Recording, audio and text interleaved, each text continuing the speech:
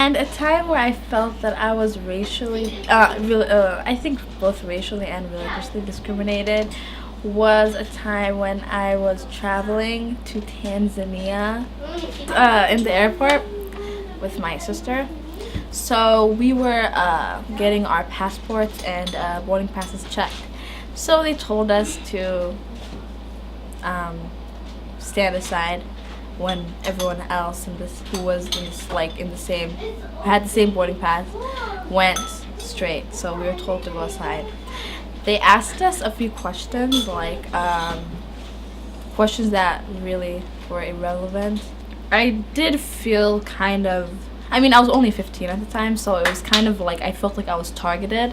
And now that I'm older, it just like I felt like now that I feel like it's something that happens to a lot of people. I know those stories, like Muslim people go to the airport, they get put aside, they ask them questions like where are you going, and all these questions that they don't ask other people. So that just, I mean, for security reasons, but at the same time is they target specific groups and ask them those questions.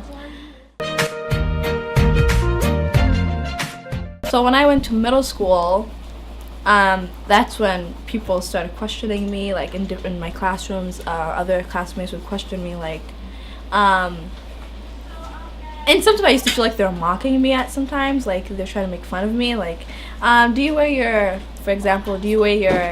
headscarf in the shower?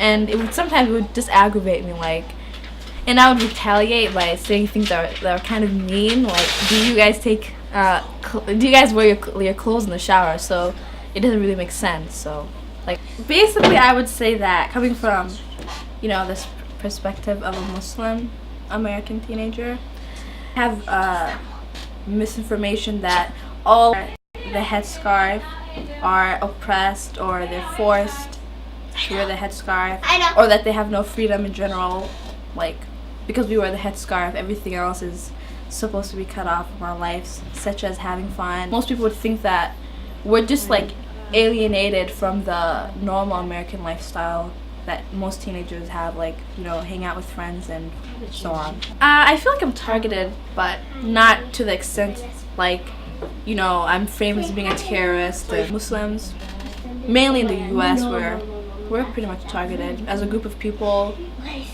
We face a lot of discrimination in school, in jobs, employment, so on.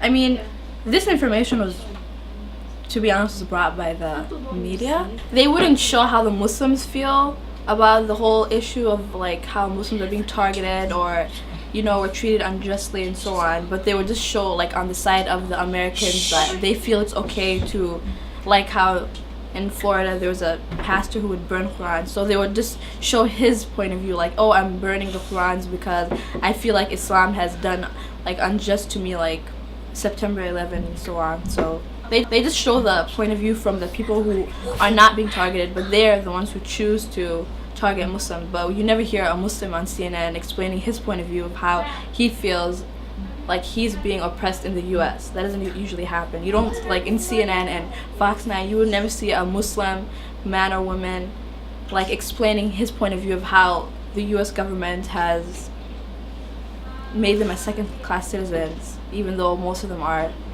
citizens of the United States of America. Even if you do have the passport and you're proud to be an American, at the end of the day, you won't feel American because all this pressure's on you. When you walk in the street, people look at you funny, or they just give you these, like, looks like, oh, a terrorist is walking down the street.